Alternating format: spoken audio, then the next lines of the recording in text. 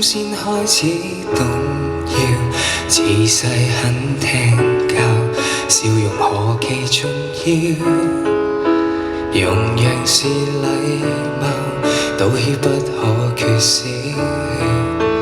累了，一盞燈只好熄滅了，一粒星顯得更寂寥。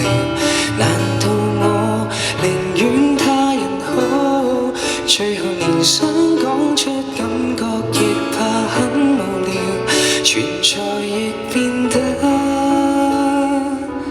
多麼少。誰會喜歡聽我吐苦水？想要的如何爭取？是一口拒絕到底有沒有罪？重複的自問，還是覺得等一等死不去。問我好直到幾多歲？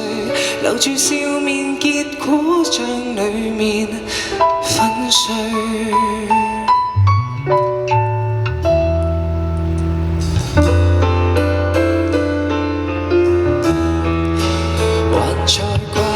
原生家庭滿不幸，我未能圈出界線，可怎麼不忿？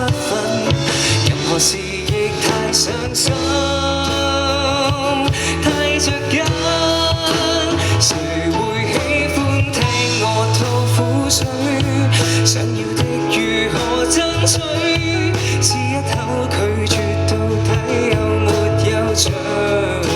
重複的自問，回頭又覺得不說更加乾脆，能耐好直到多麼氣餒，留住笑臉，偏偏一切沒興趣。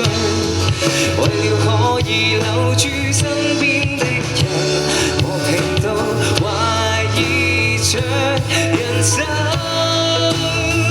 徘徊在世上有什麼好興奮？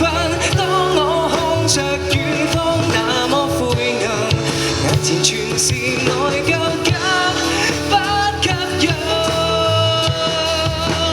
還有一種感覺更空虛，來到這種感覺太唏噓。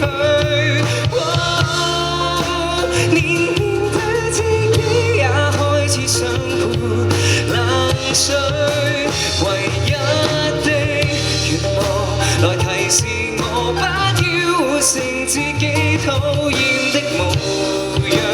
無論什麼不對，忘了心底總有暖風吹。不要哭，為何不溫柔死去？